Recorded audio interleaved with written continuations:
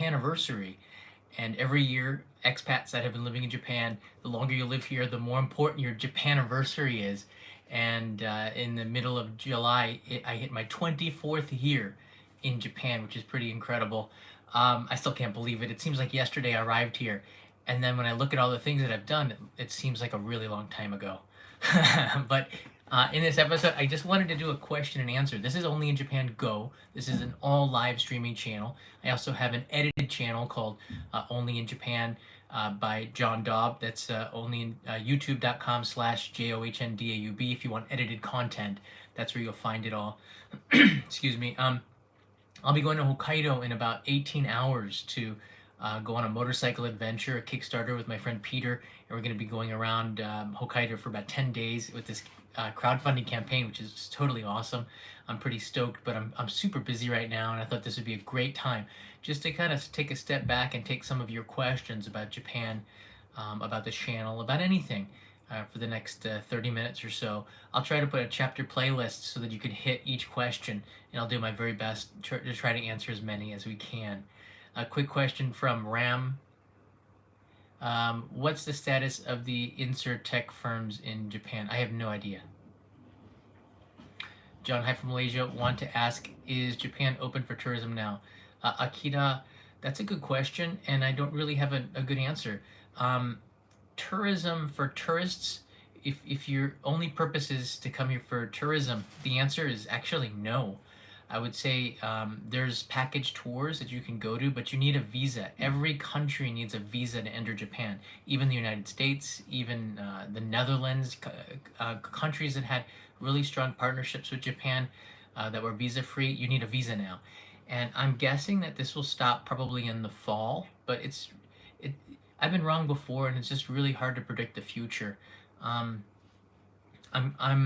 believe though that Japan is moving in the right direction with the steps to open up in the fall, and despite right now we're in probably the worst infection rate, because this all has to do with the pandemic. Japan is not shutting down. It's not doing anything to move backwards, and that's a really important thing. So I think that that's a huge step forward towards moving to that next step, which is tourism. Right now, if you have a business purpose to come to Japan, you can get a visa. If you have family in Japan, you can get a visa. And if you're on a package tour with a concierge, I guess, I don't know, a chaperone, you can get a visa. But those are a little bit expensive, so I would probably hold off until October. That seems like the earliest that it'll return. Let's look at another question here. I heard that there isn't any foreign tour groups yet. Lee Richard, there's 252 tourists entered between June 10th and June 30th, which is a ridiculous number. We thought it'd be a lot more, but I guess it was the foreign minister. Somebody in the government was quoted as saying, "We're just in the early stages of this." So we believe that things will open up in July, and already I think there were 17,000 visa applications for July. I'm getting reports from people on the ground, like friends who live here, that they're seeing tour groups, a lot of them, at Meiji Shrine, at Asakusa, at Shibuya Scramble. They see groups of tourists together with somebody with a flag. So not so many Westerners, but more people from Vietnam, more people from Asia, and I think there were some Westerners. But people send me stuff on Instagram and on Discord, and I get these messages, and it gives me an idea of what's happening out there. So it is ramping up, the tourism, but it's not a very successful thing, because the tourist agencies were extremely confused on how to get these visas, how to do this. It just was like thrown on them, and they didn't do a very good job the first few weeks, but I think that was to be expected. Question: if you are moving to Japan again as a young adult moving to Japan for the first time, what area of Tokyo would you move to, and what city outside Tokyo would you move to? That's a tough question. My favorite place to live, I can answer it generally. Tokyo is not my favorite place to live. I've lived in 16 or 17 different places now in Japan. I've moved a lot. I've been to every prefecture at least 3 times. And I would say that my favorite place is Hiroshima because of the weather, because of the people is really friendly, because the city is very small and compact and it's easy to get around. Um, Tokyo is quite large. There's Shibuya, Shinjuku, Asakusa, Ueno, all these places, and it takes you like 45 minutes to get everywhere. Hiroshima, everything is just so central. Everything you can find in that one area around the Hondori shopping street. And I was very lucky to live there for about a year and a half of my time here in Japan, and I loved every minute of it. I could walk around the entire city. I lived in a place called Yokogawa. Miyajima is an island that's really close. That's a great weekend trip. You can get on a ferry and go to Shikoku or some of the islands on the inlet sea. It has this beautiful sunshine, the Seto Uchi region of Japan, lemons. It's just, and it gets sheltered from the typhoons, so they're not so bad in Hiroshima. And also, there's not as many earthquakes as there are in Tokyo and Tohoku. Hiroshima doesn't really get that. So I kind of like this Yamaguchi, Hiroshima, Totori area. I like this region very much, the Chugoku area of Japan. But for Tokyo, I don't know. I lived in a place called Shinozaki, and I lived in a place called Futako Tamagawa, and right now I'm living in central Tokyo in Chuo Ward, which is near Nihonbashi, near the river, near Tokyo Station. Um, I think Futako Tamagawa, if you can afford it, is a great place. It's got a river. It's close to Shibuya.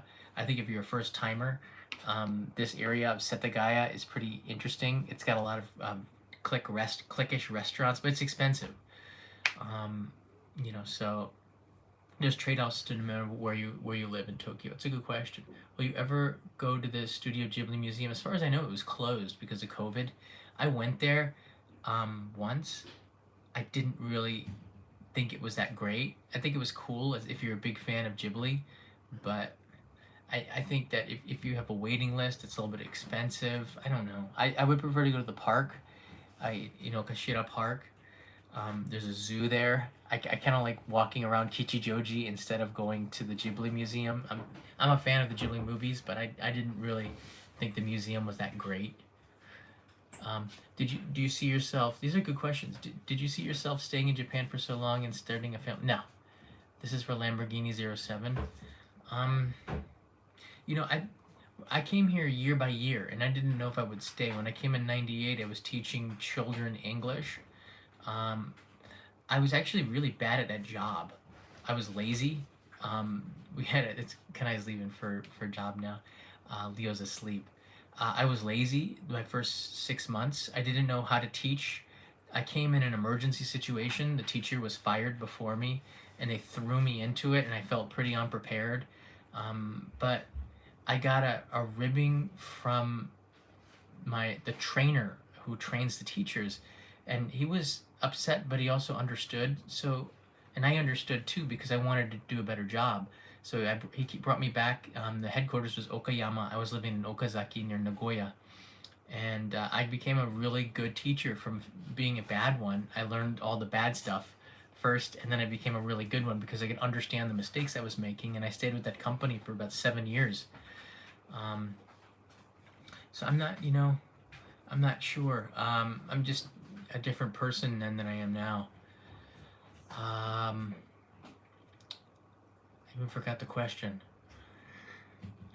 I didn't see myself staying. I can tell you this, Lamborghini. I left every year, but I did such a good job with that company. That was relevant what I said. I did such a good job that I became friends with the CEO of the company. Not the CEO, but the guy who was in charge of the children's division. And he told me that I could come back anytime I wanted. He said, "Look, John, I know you're gonna backpack, and I was a backpacker. I blew all my money just traveling. I got a bonus for finishing the year, and I had saved a lot. I think it was like I had like $7,000, and I backpacked around the world. And before I was going back to the U.S., I was in Australia, and I met a girl and fell in love, and she was Japanese, and I came back. We lived together. We broke up. I finished the year, took the bonus, and then I backpacked again. And in Germany, I met this small Japanese girl who couldn't speak any English, and I helped her get around. And I came back, and we lived together, and then we broke up, and I did it again. So I mean, After the third time, I thought it was destiny, and I just thought I'm just gonna stay here. I hitchhiked, learned about the country, started learning Japanese, and I'm still here today. So I didn't think I would. I didn't think I would stay, but love brought me back. Love is strong, and when you're backpacking and you throw yourself out there into a situation that, like, backpacking is kind of scary, and I was solo the whole time. When you're not traveling with another friend, of course you're at risk of danger, but you're also at greater advantage of meeting people.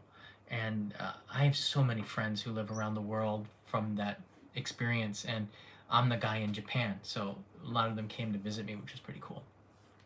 So that's my life, in a nutshell. Here, anyways. How did you branch into making videos after teaching at 63? Boy, this is nice, you guys asking me about me instead of Japan. Um, so in 2003, when I said I was going to decide to stay, I had a college friend of mine. He's a genius. So my mother's from India and he's Indian. He lived in Bangalore. I think he studied like molecular genetics and something, and he ended up working for National Geographic making travel videos. All right. He bought the same camera that he bought a camera, and I went to his house in Bangalore, and he showed me the camera because he just finished a video on like the most dangerous snakes in Japan or something, and I was just like fascinated. How'd you get into this job, man? So he said, I just bought a camera. I contacted National Geographic, and I started working with teams. I was like, whoa! So I bought the same camera, and I came back to Japan, and I hitchhiked all of Japan from the north to the south and tried to make my own documentary, and it was really hard because I didn't have the computer power to do it. WRX turbos in the house, and Randolph, thank you. I'll get to this question in a second. So with that camera, I started to learn how to edit in 2003. This was 3 years before YouTube even started. So I had mini DV cassettes. I was learning on bootlegs, video software that I bought in the streets of Bangkok, Premiere Pro 1.5, I think it was, and Adobe Photoshop. I was learning all this from scratch, from reading books and taking tutorials in the books. And then I started a company to make educational videos called Weblish. Some of that content is still on iTunes if you search my name. You used to get, it was so popular. If you search just John, you would get John Lennon, John Kennedy, John Dobb. And it was really kind of cool because it's like, whoa, look at that. And you can do anything. If they put my name like at that same category on iTunes in 2007, right? That was a big deal. I was like, whoa. So it gave me a lot of confidence to be able to do anything. But I was making educational videos for Japanese to learn English, comedy, English language videos, comedy eikaiwa, using blue screens. And it was a lot of fun. But I made zero money off of it. And I lost $30,000 paying for bandwidth. So in 2011, after the earthquake, I changed and started to make videos teaching the world about Japan. Kind of the same thing, but just turned it around. And I took my experience working at NHK with location shoot teams, kind of the same way my friend did with National Geographic, but I spun that into a YouTube series. And I was in debt. I needed some kind of financing. Was working with somebody that I thought was a partner. Didn't turn out that way. I didn't like the terms. I didn't like the direction, and I left and had to restart over. And that was a really hard process too. But everything is another step in your life, and each one is like a scar or a mark, and each mark on your face adds character and personality. And the older you get, the more you appreciate people that have battle wounds and have been through the like the trenches of war. If you have that experience, it actually works out in your favor and a good thing for you. Great questions, but like crime in Japan. The best person to ask is PBG. He has a podcast, and congratulations to Peter. He's finally getting attention from Apple Podcasts. We changed the art on the channel. It's a cool picture, and Peter's watching right now. Peter wanted to show like half his body, and I said, dude, just show your face and show character on it, and people will buy into that because your voice and your face. And we did it in the I'm so happy because it's an amazing series on crime. Now, it's not about Japan, but you should check it out because he's my partner in crime, and we're going to be riding in Hokkaido in 18 hours. I can't believe it. What, you seem like subcontinent India. Yeah. My mom's from Mumbai, but I was born in the US. My dad's American. I don't mind the personal questions. PD 170 is a classic. I still have it in that closet, but I don't even know if it works. How did you get involved with NHK? That's a good question. So I made that documentary on hitchhiking Japan, and I showed the content that I was making to teach English to, Japanese, and it was quite popular in Japan. And my mom came and visited Japan in 2003, and she met a woman on the street in Shibuya. This is like fate and how life works. She met a woman in Shibuya crossing and asked her to take a picture of her, and she did. It was a really nice English lady named Angela Jeffs. She was a writer for the Japan Times, and my mother and her got on to talking, and I think they had coffee or something, and Angela ended up interviewing me for an article in the Japan Times Weekender in 2004 about my story, which was an interesting story at the time. I didn't know what I was going to do and was thinking about going to Bangalore to work. I had an offer from America Online. I'm glad I didn't take the job. They just opened up a new center in the middle of Bangalore, and I was interviewing for jobs to train people to speak English. I'm glad it didn't work out, but it would have been an interesting ride anyways. I ended up coming back to Japan. Um, so when I did, Angela was still here, and I told her about my adventures because she wanted to hear about it, and then she introduced me to Adam, who's also on Tokyo Eye. And I told Adam what I wanted to do, and he goes, I work on this show called Tokyo Eye. Do you want to do it? And I said, sure. So he got me one episode, and I did a good job, and they brought me back. And then I did a good job, and then they kept bringing me back. And that's how it worked. But it's all about getting your foot in the door, and I don't know how it all works out. But life for me has been like I just jump and I fall, and I somehow things just come and you catch them. But the thing is, if you don't do anything, nothing happens. And if you just go out there and you just, I don't know, just do something, you'll find a door that opens up that takes you to where you want to go. But if you don't do anything and you're trying to map it out too much, life is random. That's what I've found it to be. And you just do something and something else happens. Like we'll go to Hokkaido and I think something cool will happen on this trip that will open up another door maybe. I don't know. That's been the way I've experienced life living here in Japan and throughout my whole life actually. It's pretty interesting.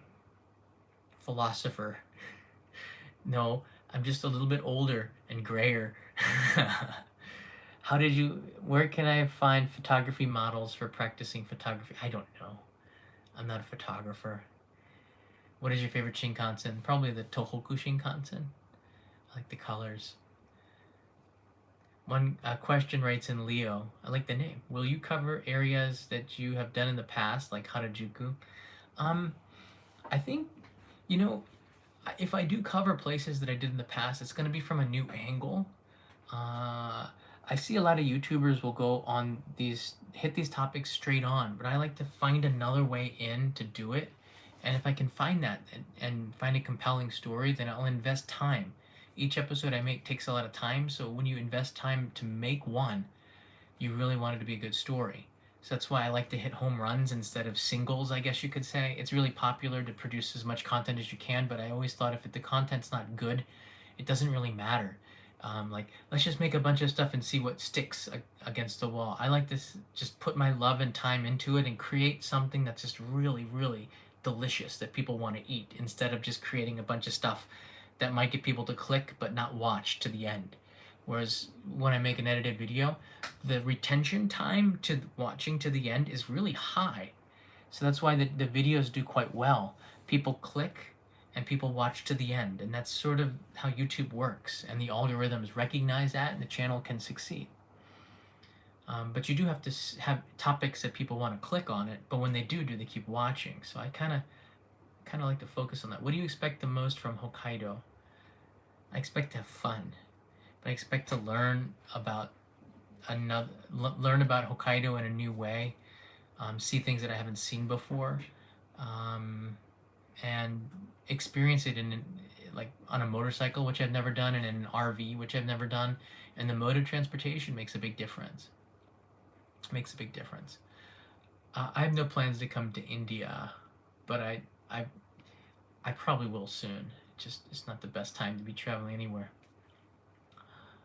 Um, John and Kanai thinking of moving out of Tokyo. Yes, we are. I can say that publicly. I think that we probably will, but not in the immediate future. But it's working on there. Is your wife jealous of Peter? No, she's not. We're all friends. My wife knows his wife, and our wives probably talk to each other more than we talk to each other. How many camera lenses do you have? About 13 for Micro Four Thirds, which is a different system, and for Sony, so the different lenses for that. Let's see here. Is that Katayama? Yeah. Does your age concern you for when Leo gets older? That's a fair question. Not really. There's nothing I can do about that. So, I don't think about it. I take it day by day, and you know, you plan for it. I'm trying to save more money. I'm trying to make things work so that it will work for a while, instead of you know you have to adjust your life when you have a child, and I'm still kind of getting used to it because I'm a different kind of person than other people. I was a pretty free-spirited bachelor for a very long time, and when I got married, that changed my life. But we could still travel and do stuff, and now we have a son, and then that requires a whole different level of focus and responsibility, and it's a lot harder. It's a lot harder, and I'm still kind of coming to grips with how to balance it. So I gotta say to all the fathers out there that are really good fathers, it's really hard to balance everything out and be successful in everything. I feel like I have to make compromises that I don't want to do, but if it's for the good, you have to put your family first, but your work also is essential key to your family's success, and finding a way to balance that. I'm still kind of working through that. It's a good question. I don't speak Hindi. I can speak what my family says to me. They feed me all the time, so I go bus bus, like enough, like no more food, because when you go to India and you have family, they keep feeding you. I don't know, like, do they want me to be fat and unhealthy? It's like, what are these people doing? You don't eat rice at 10 p.m., people, all right? What's with the samosas at like midnight? I can't figure out, what's going on sometimes. But I wish I had learned a little bit of Hindi, but when you grew up in the U.S. in the 1980s, it didn't seem like there was any use for it. Maybe that's why I didn't learn it or was taught it. But maybe that's something Leo we could teach by taking him there, and meeting his family in India would be pretty cool. I didn't meet my family in India until I was 23. I didn't even know I had a family in India, really, because my mom, when she moved to India in the 70s and 80s, it was so expensive to fly back to India. You really didn't go home a lot. So, and to take kids, it was so expensive. And when my mom went, I remember dropping her off I think she took a Pan Am flight from JFK. It seemed larger than life to see like that New York airport when we drove. I think it was just a kid, but I remember she left, and I guess we were with our dad for 3 weeks, and that was really hard because I don't think he could handle us. Because I think was it one brother or two brothers at that time. But yeah, she came back a few weeks later, and yeah, everything got back to normal. But back then, you didn't go back, and I didn't get a chance to meet the family till after I'd finished college. And I was shocked at how many family members I had there. It's like, wow. It's like a whole village turned out when we came. Lines of people were around us. It was crazy, like a scene from, Indiana Jones or something. I don't know. But made me feel good, and I try to go there every couple of years now to say hi. What do you think? So I'm missing some of these questions here. What's the festival you guys picking up flame bunch? I'm not sure offhand. Will Japan help you achieve your professional goals? I think it already has. Your professional goals are decided by what you're doing as a profession. So I don't. I think I could do this job anywhere, but I live in Japan. That channel's called Only in Japan, so I guess it would. Is Shikoku region worth visiting? Robert writes in here. Absolutely. I think my advice to you is your first time to Japan, do what everybody does and add one thing that nobody does. Go to Tokyo, go to Kyoto, go to Hiroshima, you see the Peace Museum, go to Himeji Castle, do all that. Get it out of your system. Do one thing that nobody really does. Go to a countryside onsen or something, just for one night, or plan to come back and try to go completely off the rails. Go to Shikoku, go to Kyushu, go to Hokkaido, go to these places that I'm showing you now, and then you're gonna come back for the third time. I think you're gonna keep finding stuff that's gonna bring you back to Japan, and then you might end up being like me, being here 24 years later. How would you describe your idea of a perfect day? How does this relate to Japan? A perfect day, warm sunshine, spring afternoon, beach or mountain, with friends, family, lots of laughing, barbecue. I don't know. I agree with your attitude. Just jump into life and let it take you where you want. But growing up with higher functioning autism and learning disabilities can make such challenging. It absolutely still pushing forward through regardless. Nicholas, I think you have to. Whether you have disabilities, whether you have responsibilities, life still kind of works the same, and you have to find a way to do that. And the hardest thing, gosh, is to all right, I'll tell you, the hardest thing for me in my life has been to cut out cancerous people. And there's always people who kind of pull you down. Sometimes there can be people that are close to you. There are people that are, I guess, more or less distractions, right? And you have to find a way to cut them out so that you can focus on your goals. These people, it's the hardest thing that you might have to do in your life ever. But I found that I've been in a lot of like poisonous relationships with people, or know people that would just continuously be distractions to me, and I've had to cut them out. And it's been like when you cut off the dead limbs of a tree, new things start to sprout and grow. And it's the hardest thing if you feel like you're lost in your life, and I have as well.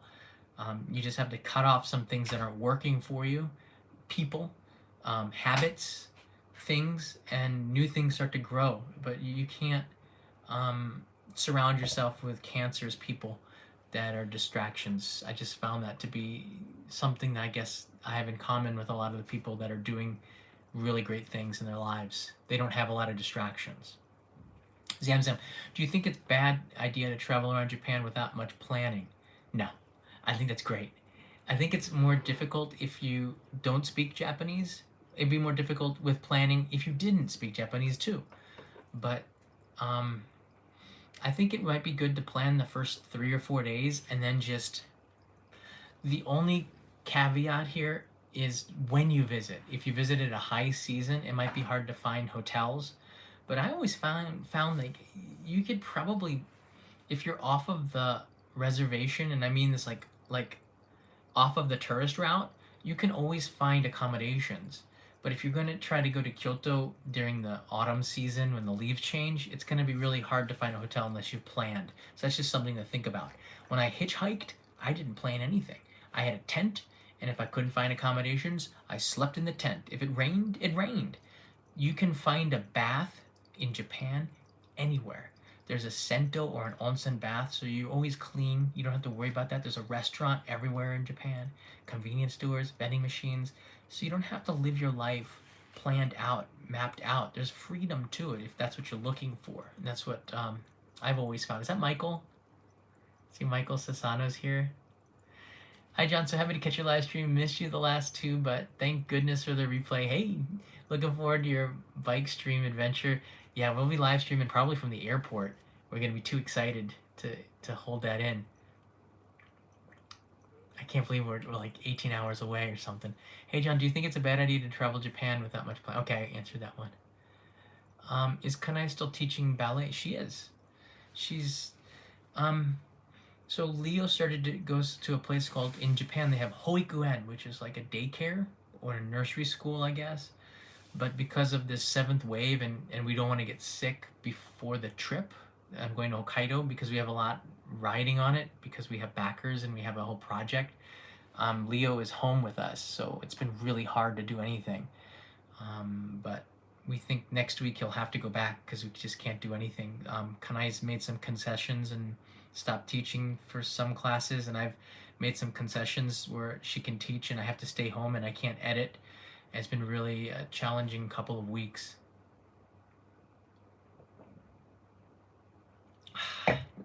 Water. Do you miss the freedom of the US? What do you mean by freedom?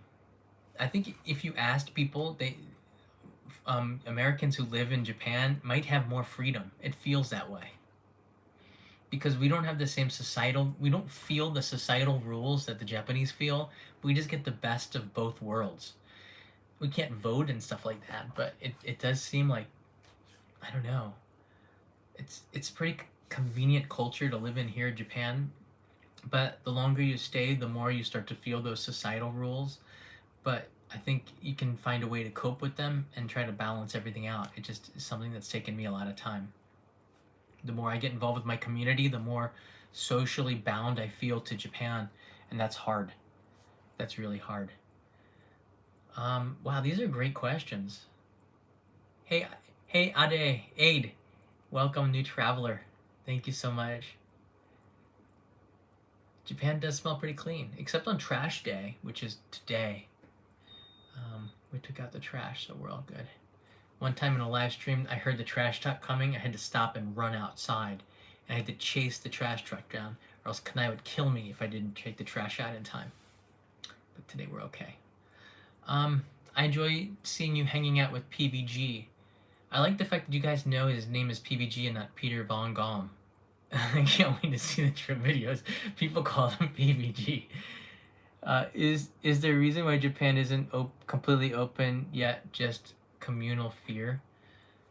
Like a lot of people have the same kind of questions, Gara. But I don't think that's the only reason why. I think communal fear.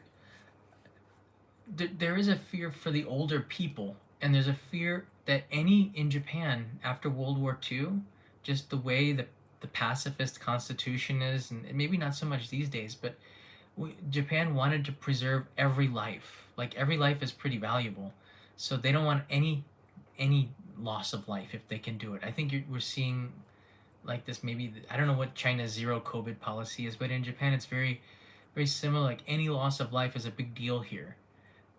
Just like personal possessions is a lot bigger deal here than it is in the United States. People won't steal your stuff if you leave it on a table, for example. Nobody will walk away with it. Same with life. People really want to protect that here.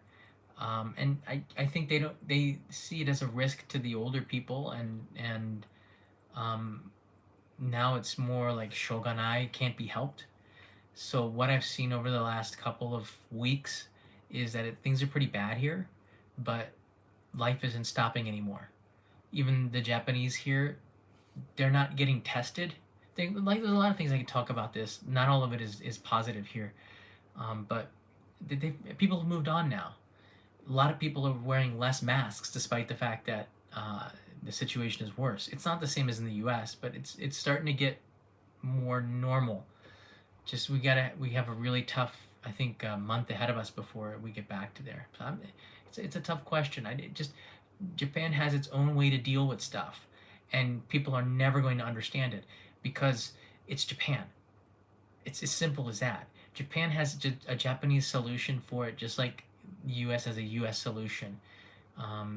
And one thing I can tell you is this: in the United States, I don't think I ever once learned about Japanese history. I took American history like every other year, which was kind of crazy. From like third grade until high school. It was like American history, American history, American history, American history. But we never really took world history. And if anybody ever studied Japanese history, you'd learn that Japan has like this very unique way of doing things. It's just different. In fact, you would learn that almost every country has a unique way of doing things their own way. And I never really understood that until I started to travel and live outside. Um, One of the biggest culture shock was going to Vietnam, and I went to the museum there. And like, wait, the Vietnamese don't call it the Vietnam War; they call it the American War. That was like, um, that was pretty big. I still call it the Vietnam War, but it was just interesting to see that there was another side to it that I'd never heard of. I was just never exposed to that.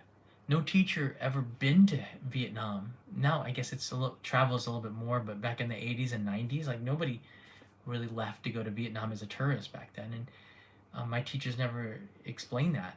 A lot of them were Vietnam vets, teachers that I had. So, I started to learn that it's just different, and it's important for people to travel and learn that there's a different side to everything. So Japan's got a different way to approach things than the U.S. does, and it doesn't have to make sense. And you can get upset about it, but if you're getting upset about it, Japan's probably not the place to live and start a life because it will frustrate you. There's something called the 6 month blues, and I have not met an expat that didn't go through this first 6 months of living here where that magic of Japan kind of fades, and you have this 6 month blues where everything is really makes you frustrated because it's not going the way that you wanted it to go, right? It's not what you thought it was going to be. It's a lot of bureaucracy. It's a lot of stuff, a lot of pain. But you work through it. Thanks for the super chats, guys. Nicholas writes in here, solo traveler is safer than most countries in Japan, right? Or yes, I believe Japan is a very free nation regardless of asylum. Solo traveling in Japan is fine. I've traveled, I hitchhiked with limited Japanese and was fine. In 2003, I hitchhiked. It was okay. Maybe it's different now, I don't know. KL writes in here, what would Japanese history be like if samurai class was never outlawed? I don't know. That's pretty, I don't know. But it is.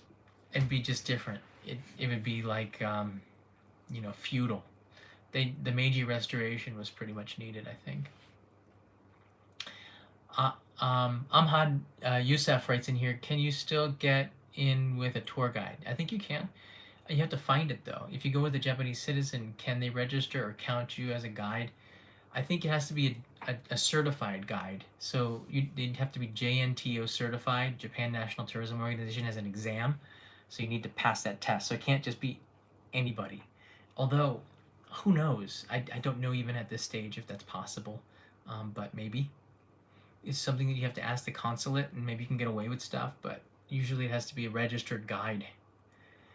Aid writes in here, Hokkaido ramen versus soup ramen. I wouldn't see it like that. Hokkaido ramen is what? Hokkaido ramen, Asahikawa, is shio ramen. Sapporo is miso ramen. Like there's lots of different kinds of ramen in Hokkaido, so there's no one Hokkaido ramen. So I would say soup ramen, soup curry. They're both good. That's a tough one. Scott Tan, is the Japanese government doing anything about the low birth rate that has continued for decades? I don't think so. When we had Leo, we had some subsidies, so it was a little bit cheaper. But the programs, you can tell they seem interesting, but they're not going to work. Like they give us vouchers for stuff to buy for Leo, I think $1,000 voucher from the city of Tokyo, but it's like it's you have to buy it within this group of companies that they have, and I don't know if we've actually used it yet. I think we got a microwave or something. I'm not sure.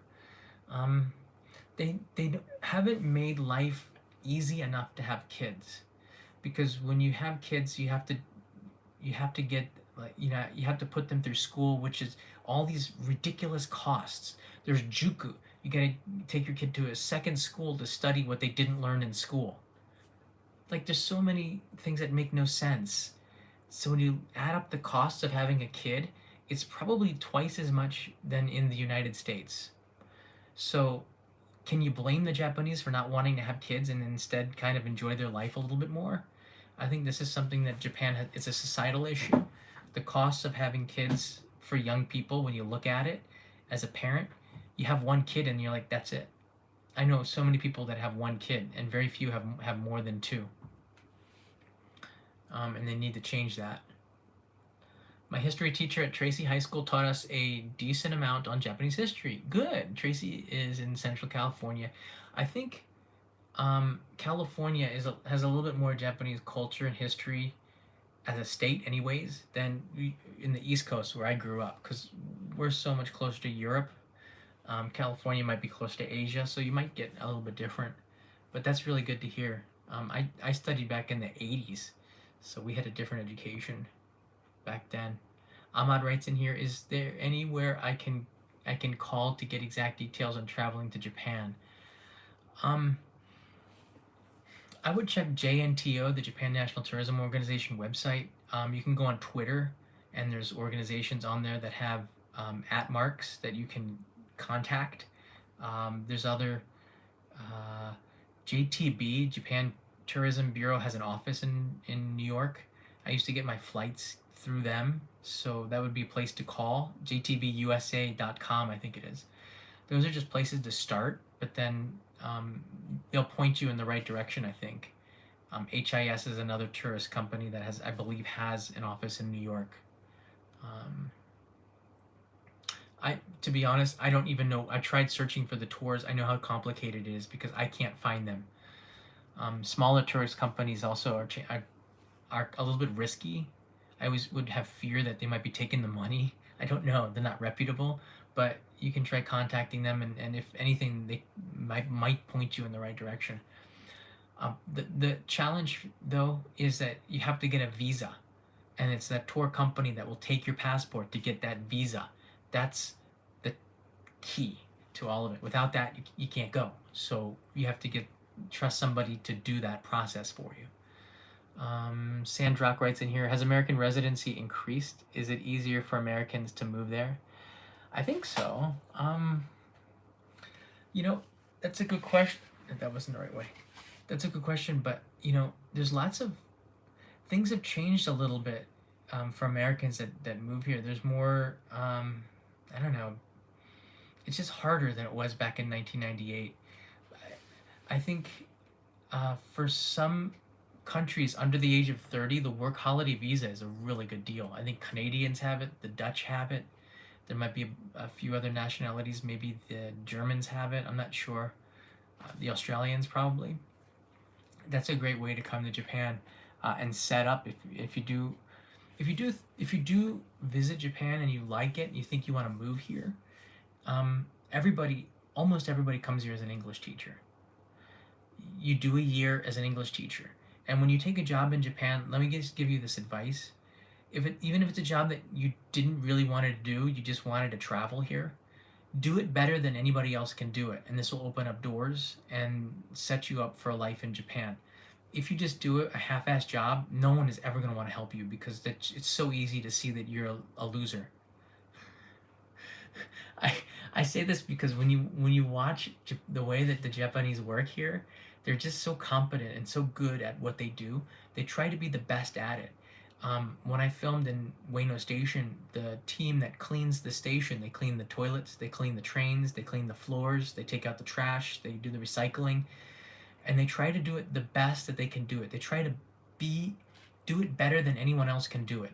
They try to do it so that they're proud of how when people see the station, it looks clean. They feel proud that nobody complains that the station's dirty. They even get compliments from people. So I like when you take that approach to your job. It's not about the money. There's a lot of happiness in your life if you're proud of the job that you do. And it doesn't even matter what you do. We have a trash man here that we've been talking to a little bit more because Leo likes trucks and he waves at everybody. So he's been waving at the trash man.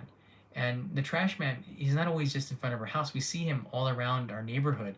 And Leo sees the blue truck and is always waving. The trash man knows Leo and waves too. And we can tell, like, he's always smiling. He always likes a job. I'm just using this as as an example, but he's trying to do the job as efficiently as he possibly can, and he takes a lot of pride in it. And I have a lot of respect for him for doing that. And those are the people that'll be really successful in anything they do. And the Japanese look at the details. They see this type of stuff, and that will help determine whether or not you can have a life. It's hard to explain, but in Japan, the sun is always watching you. Someone is always watching you. I guess you don't really understand this if you're coming as a tourist, but the longer you're here, you do the right thing because someone is always watching you. You feel like that, anyways, and someone will complain. There's always people. Japan is a country of anonymous complainers, and you feel that. So you do a good job because you know somebody's watching you too, and you care about it. I don't know.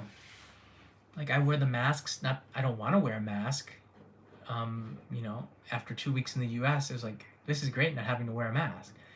But I wear a mask here because I know that it makes people feel uncomfortable if I don't wear a mask, and I can feel that.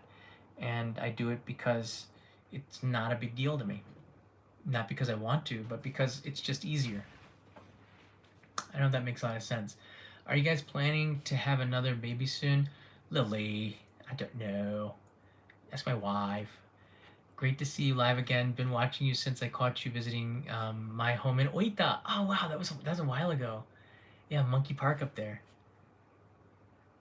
Yeah, we'll be back. I'll be down in the Kyushu again, probably in the fall. No, definitely in the fall. I have a schedule to film a couple of episodes in Kagoshima. Have you ever done a video from Nagano with the snow monkeys? Yes. Check my main channel, Only in Japan. There's a video where I went there a few months ago. I think it was a pretty good video too. John, do you think Japan will be open to tourists in April? Yes. From Guam, yes. Do you ever look back and think you could have covered an area differently? No. No. No. I think I've always taken the best approach for the time. You work with what you have. In the beginning, when I did YouTube videos, you didn't have a lot to work with, so you did the best that you could. But now, I try to find a story that's compelling. I don't think I've ever made a mistake with the way I covered it with an angle. I try to find an original angle, and it's worked out pretty good. I don't have any regrets with anything that I've done. Oddly. Even the ones that weren't popular videos, I watch them, and they're very watchable even today on the old channel. So I don't watch that channel anymore. But do you collaborate with Filipino Japanese? One of my friends was a very famous Filipino Japanese here. I used to teach her English, believe it or not, about 12 years ago. She was a singer, Cheiko Kawabe. I haven't gotten in touch with her for it's been like 8 or 9 years, but she was a singer for quite a long time and was teaching her a little bit of English. She was Filipino Japanese, absolutely beautiful, so talented, so friendly, so nice. She was a DJ, a singer, and I think Sakura Kiss was one of her songs back in the day. But I taught a lot of really famous people English that might shock you, but her English was really good. And she was the first Filipino Japanese that I'd met who was half. But I guess she kind of seems more Japanese than Filipino, but you can tell she's a little bit mixed, just like I am half. Can you live stream from Otaru? Probably. We're gonna live stream a lot from Hokkaido, so it's not just gonna be the Kickstarter documentary. We'll be bringing you with us in live streams, maybe once or twice a day on this channel. So. It's not an exclusive thing, but we do hope that you back the Kickstarter, because that's how we're able to do this trip, because it is quite an undertaking. The bags that we made are pretty cool. The eco bags, you're gonna like them. We just got the design in, and I guess we're gonna order it before Peter goes to the U.S. Hey, Ahmad's here again. When traveling to Japan, can you literally not go anywhere without a tour guide? Um, I don't know because I haven't talked with anybody who's been on one of these tours, but my feeling is that you can't. You can't just go anywhere. I don't know, but I'm looking forward to talking with people that might be able to do this. Maybe when we go up to Hokkaido, we'll see a tour group. I'm not sure. But it seems like you have to be with a chaperone, and they're taking precautions, and they're studying these group tours to see what are the patterns of foreign tourists, and if we do open up Japan, what issues will arise. Now, I don't think that this is much to do about anything because they're going to have to open the borders anyways. They're just trying to find a way to do it and be prepared for it. And the reality is that Japan can't prepare for this. You just do it. But they're trying to do it safely. They're trying to find ways to reduce risk. And that means it takes time. That's just the Japanese way of doing things. Everything takes more time. And that's the most frustrating thing that you'll learn when you move to Japan. And after 6 months, you have the 6-month blues because the bureaucratic process to get stuff done and the way things work is not aligned to the way you work, and it's frustrating. But I'm over it because I live here. I'm still here. AC is on like 29 degrees, so it's still pretty warm in here, but it's not humid. So the air conditioner turns on and off. We keep it at 29 or 28, which is really hot, but it's cooler than 38 or whatever it is outside. Good night, Hale. Do you check out any rock band concerts? No. I have not been to any concerts. The Baby Metal is pretty darn good. I stopped going to concerts after Def Leppard in 1990. That's not true. I went to Ohio State University, and I went to I went to the Pink Floyd Stadium tour, the Billy Joel Elton John Stadium tour. I went to every one because it was in our stadium. Not because I liked them or whatever. It was just like there's a stadium tour. I think the Rolling Stones came to Ohio Stadium as well. Those are the last rock concerts I went to. And then the only one in Japan was in Eric Clapton concert with somebody else at the Budokan about 10 years ago. And I saw Chris Pepler, who's the host of Tokyo Eye's manager there. And I thought that was one of the best concerts I'd ever been to because I have only been to so few. Although the stadium tours are pretty cool, but there are parties before them, and I don't remember that much. I just remember I have a ticket. Baby Metal should play stadiums. JD, what is your shoe size? Randolph, that is really creepy. Did you have difficulty finding bikes? Okay, are you asking because... All right. So my shoe size is 28 to 29 centimeters, and it's really hard to find in Japan. Japanese shoe sizes for men typically stop at 27.5 centimeters, or like 9 or 9.5. If you're above that, bring your shoes from your country to Japan. Just bring an extra pair if you're living here. Trust me. Have you done any videos about music scene in Japan? Not yet. What's the weirdest thing you've ever covered on a main channel episode? From Disabled Gamer JH. You know, a lot of the things that I covered that I thought were weird were not that weird when you understood them, which is why I covered it. But the Kanamara Matsuri, or the Phallus Festival in near Yokohama in Kawasaki, that was bizarre. But when I interviewed the priest, and no one had ever done that before, she'd done like maybe 2 interviews over 10 years. The foreign media never interviewed her about why they do this festival. They just showed the phalluses. But when I interviewed her about it, it made a lot of sense. All right, which was like amazing. And that episode was maybe the weirdest one because it looked weird, but it wasn't. Then every Naked Man festival where dudes run naked outside with a thong is weird.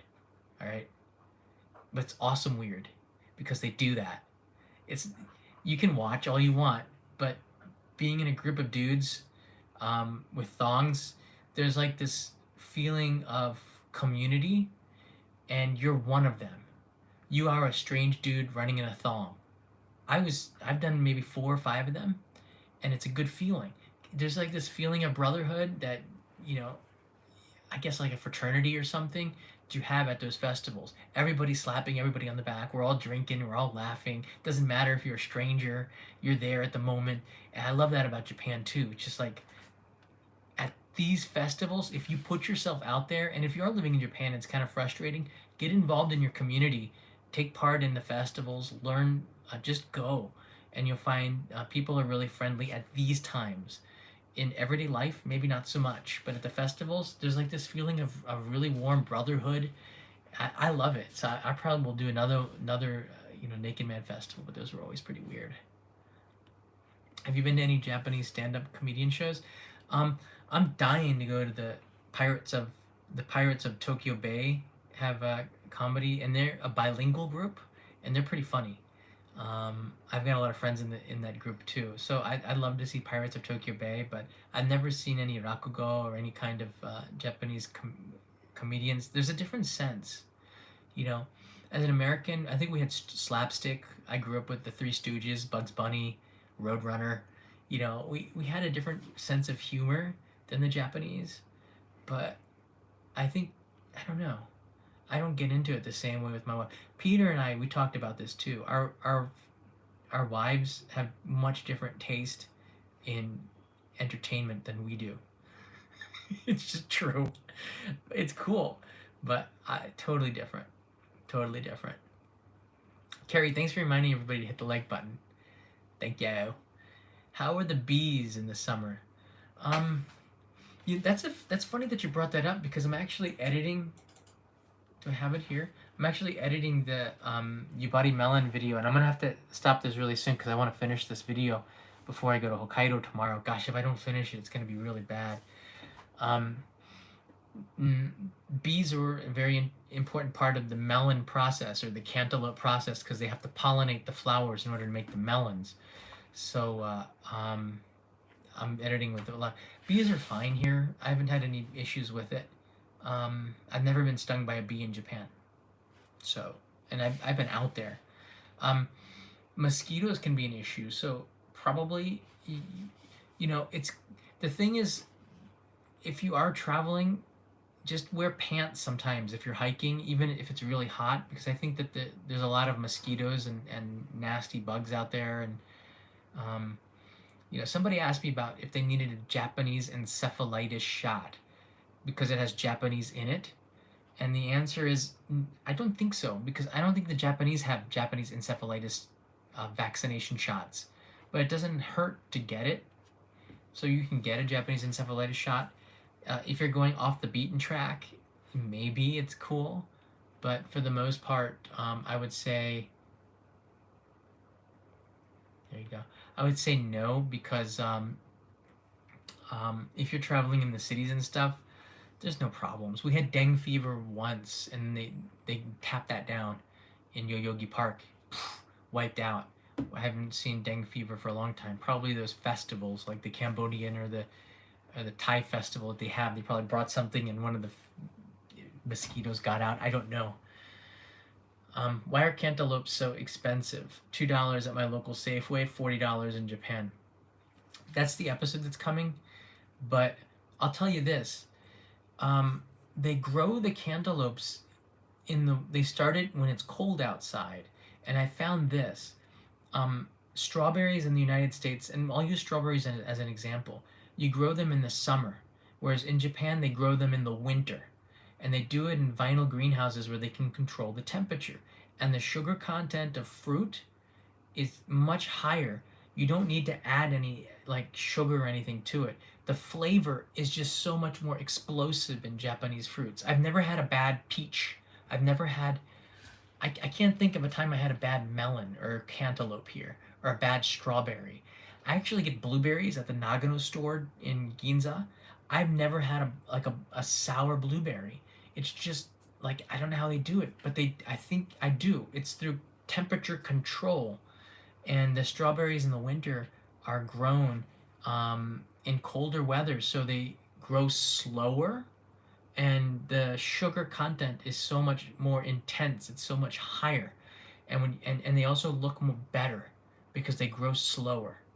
And when you the thing is, when things grow slower, you can't produce as many of them, so the price is going to be naturally higher. But there's also another side to this. If the flavor is so darn good, people will pay a lot more for it, because in your life, there's two things I think that are the most important things to do with your money besides save it. Use your money for new experiences, and use your money for food that basically is a new experience. I like to use my money for food, really good food. I don't eat like a king, but every now and then I would like to spend $40 for melon, because that flavor is just so much. It's such a beautiful thing when you have like blueberries that taste like those Nagano blueberries. Are they better than normal blueberries? Yeah. I think for me, it's worth spending some of my disposable income to enjoy that sometimes. So food here in Japan is definitely part of the culture. So Dennis, thanks for pledging 5,000 yen for the motorcycle Kickstarter. Appreciate that. Just got the notification. Quality over quantity. I think you can balance it out. Sometimes you need quality. Sometimes you have to pay for a $25 burger out of curiosity to make up your own mind if it was better or not. You don't have to just, like my father's he's kind of a frugal person, and he doesn't like to, I don't know, try new things. There's people out there that are like that. You know, I think it's worth it to try new things, because then it keeps you young and keeps life exciting. Is it a ripoff? Sometimes, but I have never had a bad fruit. I'll pay an extra dollar or $2 for a peach that explodes sweetness in your mouth like they do here, because it's so much pleasure. You know, it's hard to describe. Either you do it or you don't. And if you're we have a limited amount of times in our life. Most of us won't be around at age 90, let's say. I'm being generous. But in that small amount of time that you do have, you should probably try some really good food and splurge a little bit in your life. Make it special. You don't have to do it for everything. Just do a little bit of homework and make it count. $300 for a sushi dinner sounds exorbitant, but if you freaking do it, you'll probably be thanking me. All right? I'd say 80% of the people will say thank you, and 20% won't see the value in it, because not everybody's the same as me. Just a fact. Let's see here. How come you never do sponsored deals on your channels? I don't see the value in it. I don't know. Thank you, Gustavo, for pledging 5,000 yen for the documentary and the postcard. Thank you, Gustavo, for Kickstarter. I don't.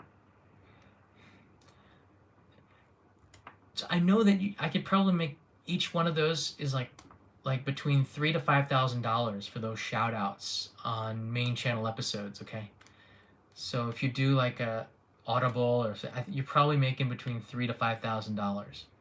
So I just decide that if you're gonna make an episode and it means something to you, I mean, yeah, you should go for the money. I think there's nothing wrong with that. I think I have friends that are YouTubers that put in sponsored deals, because it makes sense. You know, you don't make that much money unless a video makes like, I don't know, like 1 million views or something. You don't really make so much money off of a video when you comparatively think about the time you spent in it. It took me 2 weeks, and I traveled to East Hokkaido to make the Melody Road episode on the main channel. 43,000 views is about, I don't know, $110 for 2 weeks of work. All right, it's not a lot of money, so it makes sense to put in a sponsored like 30-second roll in there to make $5,000. Heck yeah! But the downside of it, I always think of things in the long term, which could be a weak point of mine. Like in 10 years, this company might not even be there, and it's trapped in this video that I want to be relevant in 10 years or 20 years. I want people to still be watching my content. So I take a long-term step and say I don't really want to do that for the money. I'd rather make the content because that's where I want the story to be clean, and I feel like it would dirty the content maybe. If there was a sponsor that I think was a win-win maybe, but I don't know. I don't know. I'm doing good enough. What does Kanai think about America? She loves it. I met Kanai in America. Um, she loves the people. They're different. People are more talkative and friendly and open. She loves the food. She loves the junk food. She loves the pizza, the burgers, the pancakes, stuff we can get here, but it just seems like it's better because it's in America. I don't know. It's bigger. It's and cities like New York. She loves New York because it's just so exciting, so much energy, just being in the city. So we want to try to go on the West Coast. Do you drive a Suzuki or a Toy? I don't drive either. You often show McDonald's while a majority of Japanese don't go there. That's not true. Majority of Japanese probably do go there, but they don't tell you. I'd say that there's a line out the door every lunchtime. Maybe it's the same company, same people, but young people, I'd say every young person goes to McDonald's in Japan. I don't think that there's someone that's health conscious that says, I'm not going to McDonald's. In Tokyo, every young person I think has been to McDonald's like one time a week. You see these very thin girls in McDonald's. They eat it, but they don't eat a lot. They'll eat. They don't drink Coca-Cola at McDonald's. Very few people do. They drink tea, like mugi cha or udon cha, or green tea, and then they'll have one burger, which is smaller in Japan, and then they have small French fries or something, which isn't a lot of calories. So I mean, they're not eating Big Macs. They're not eating supersized stuff here. It's just a different thing. So McDonald's is not that unhealthy in that sense, volume in Japan, but people do eat here, and I don't eat. I may show McDonald's because it's interesting. The only time I ever eat McDonald's is when I do only in Japan. I'll be honest with you. I don't eat it for pleasure. I eat it because I'm curious. Okay, because it's interesting. For this, which is why they do that. Why they have like grape flavored milkshakes and rice burgers and things like this. They want you to be curious about it. So we cook a lot, so we try to eat a lot healthier. We don't eat McDonald's very often. I mean, at my age, I really have to consider trying to eat better, but nothing wrong with it. What are your thoughts on buying an Akia? Why not? Show me one. I gotta find one that I like. I don't know. Shakey's pizza is great. Shakey's is alright. I wouldn't. That's not on my top 10 though. There's a lot of good places. Tips for studying Japanese. What I did was I got flashcards and I made katakana flashcards, and in 36 hours I could read signs on the subway. I could read menus at restaurants. In 36 hours, I could order. Yeah, I could understand menus a little bit, and things started to make sense. So I got excited after learning katakana. I started hiragana, and I started to learn a little bit of kanji, and then I started to like moriagaru, like kind of picked up steam. There's some momentum. I got excited about it, so I started first with katakana because katakana is used for things like pizza, coffee, beer. So once you can start to read that, it's pretty cool, and then you get more into it. So my tip would be to start with something that English in Japanese with katakana, and then once it's you start going biru, and you start. The first time I remember seeing coffee, I said coffee. I was like this epiphany, and that was the first time I understood something in Japanese that I had studied. I'm like, whoa, and then all it takes is a spark, and then you can start an inferno language.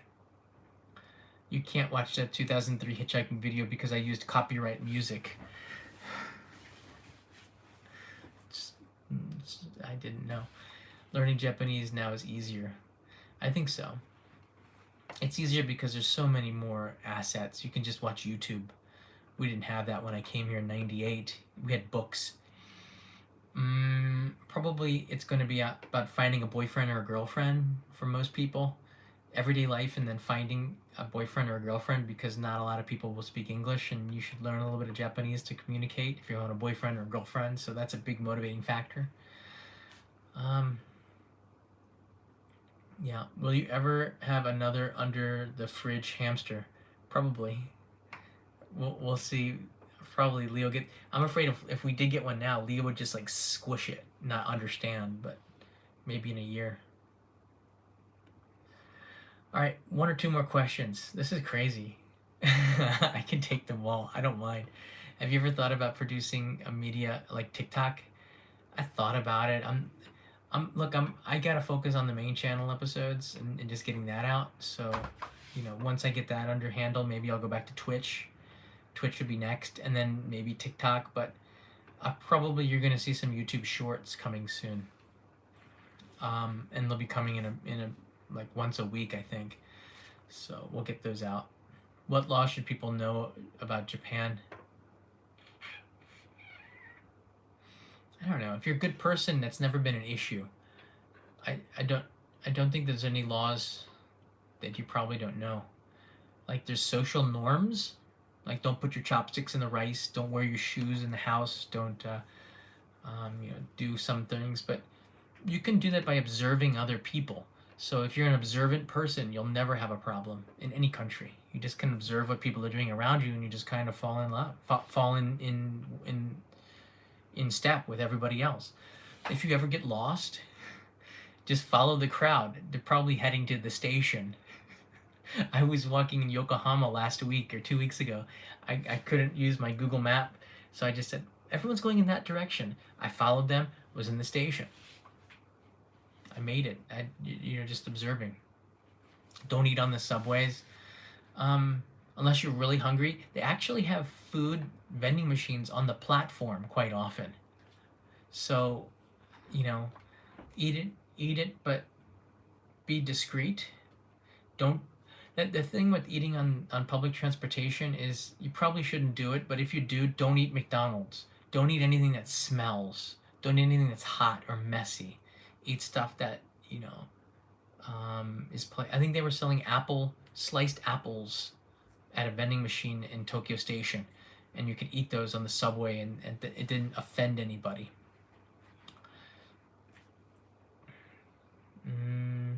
What do you eat in a day? I skip breakfast. We do intermittent fasting. I eat around 12, usually oatmeal with almonds. Thank you for the almond slices, Katayama. A little bit of honey. No snack, dinner. Kanai makes something really good. Sometimes we'll order out Thai food or something, but usually Kanai just makes stuff. It's so good. I try to make pizza and American stuff every now and then, but it's like I give up because it's just so damn good. If I can find some time, and I probably will, I'll probably learn to cook. Go back to cooking school or something, because there's a lot of pleasure if you don't know how to cook. There's a lot of pleasure in cooking, because you can just put everything away outside the world and just focus on one thing. That's what's so great about cooking. You don't worry about the stuff that's happening outside of this one thing where you're slicing and dicing and cooking and oil and sauteing, and it's really relaxing cooking. It's not that relaxing if you suck at it. It is if you can, you can just focus on that. I'm not going to shave my head for a while. I'm not sure about the Japanese economy either. I can talk about that for like an hour. We've been wanting to come to Australia for a long time. Intermittent fasting is kind of hard, but I finish eating at 7 and I wake up at at 8. I can go 4 hours without eating. I'm not that hungry in the morning anyways, especially in the summer. Volcano eruption has been... Sakurajima erupts like every few years. It's not that big of a deal. They evacuated the town. It is a big deal, but it's not that big of a deal to Kagoshima Prefecture. They're used to this. If you go on YouTube, you'll see a major eruption every 2 or 3 years. They have manhole covers in Kagoshima City they don't have any patterns on it because the manhole covers need to get replaced more often than anywhere else in Japan because of the soot that comes from the volcano, and them cleaning it off of the streets requires a lot of scraping. So when I asked the Kagoshima city officials, why don't you have like really pretty manhole covers, maybe with a volcano? And they said it's just a waste of money because they go through manhole covers so much more than other places. It doesn't make a lot of sense to invest in that. The city of Kagoshima is very well prepared for volcanic eruptions. Now, if it was a major eruption, that's a different thing. But we'll, you know, I think it's because it's on the news a lot, and the internet is a lot more vocal. People are asking about it, and they should. But that the village there has been evacuated before. When I was there, they were just coming back from an evacuation. They closed down a lot of businesses. It wasn't the best time, but that island, Sakurajima, is pretty cool. I've been there many times. Thanks for the Trader Joe's snack. You're very welcome. I'm glad that you got that. Any insights on the current Russian-Ukraine? No, I'm going to stay out of that. I don't like watching it on the news, but I hope Ukraine, the people there, can find peace and fight for it, because it's not worth, I wouldn't give up.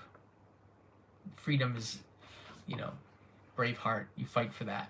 It's worth everything. As the New Hampshireites say, live free or die. And then there's a lot of outlets because there's no tax. I was just there.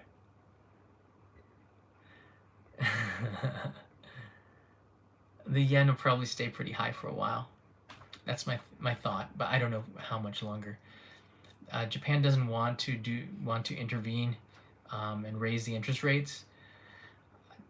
I got some ideas on why, but it doesn't make a lot of sense to talk about it.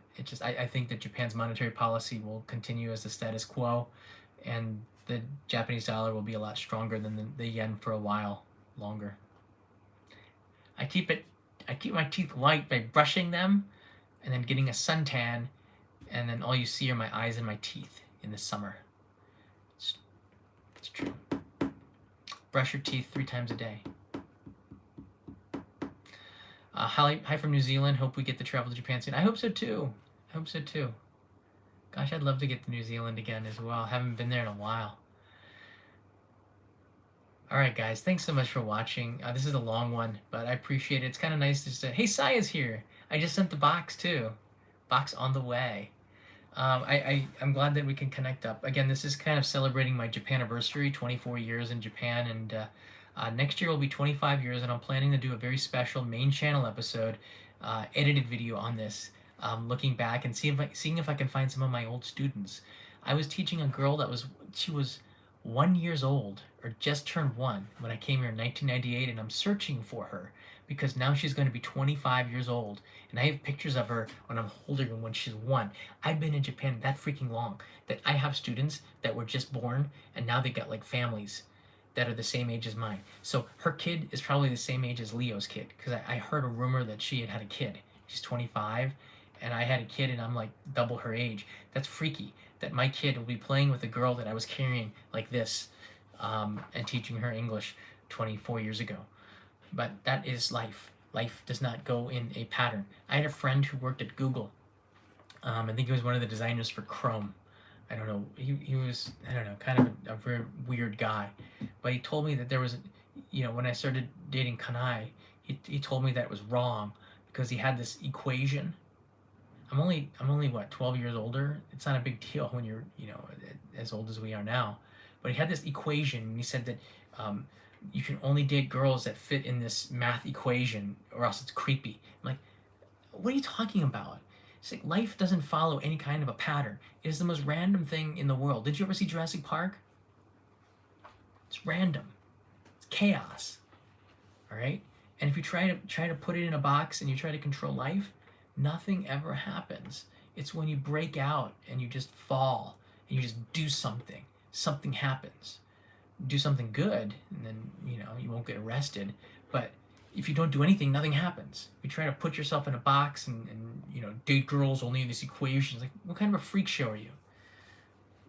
I don't think he lives here anymore. He started bodybuilding and trying to get big to get girls or something. I don't know what happened to him, but yeah, that didn't make me happy when he told me that I was too old. So don't tell me that Dominion stinks, because I was gonna see if I can watch it on the internet. I can buy it on the Apple TV or something. That's just life here, and I guess once a year I have the pleasure of talking about it in the look back on your Japan anniversary. Thanks everybody for taking the time to watch. I gotta get back to editing this video and then packing for the trip to Hokkaido. If you haven't already, we're trying to get the 500 backers. So even if you give $1, that would be pretty cool. We're gonna bring as many of you with our Hokkaido trip. Of course, we're still gonna be live streaming, but the support for the Kickstarter is much appreciated, and we're gonna be announcing a stretch goal probably tomorrow at the airport, which is cool. We'll have 2 goals, maybe 3, but my biggest goal is 500 backers. And right now I think we have 350, so we're 150 short with 2 weeks to go on this Kickstarter. So that's plenty of time to get 150 more backers, and I really do appreciate the support. It's going to be an adventure, and all these things I talked about, I will prove it to you out there on the road. This is life. This is the way that we all should be living our life. Not just get on a motorcycle, get on a bicycle, leave your door and just walk for 24 hours and see how far you go. Like, just do something crazy like this, and you meet people on the way, and new things open up to you. And that's how you find your path in life, because you don't know what you want until you experience it. And there's a lot of things that I didn't think I would ever experience if I hadn't have come to Japan, and if I hadn't have done what I'm doing. Imagine if I'd taken that job in Bangalore, if I had never come to Japan, or if I had never worked at the international dormitory and made friends from Spain, from Korea, from all these other countries around the world, and visited them in a backpacking trip, there's no way I would be here. There's no way I would be married to Kanai. There's no way I would have a son named Leo. There's no way I'd be making a show called Only in Japan. Life is all about just trying something and seeing where it takes you, and then on the way a door will open and you walk through it, or you don't. But you have to have that choice, and you only get it if you do it. And we're doing it on the Kickstarter, so back it and then get more. All right, guys, only in Columbus, definitely go Bucks. Only in Bangalore with John Dobb, alternate universe. Imagine if this was only in India. There's a lot of content. Actually, I always thought about that. I think that'd be pretty cool.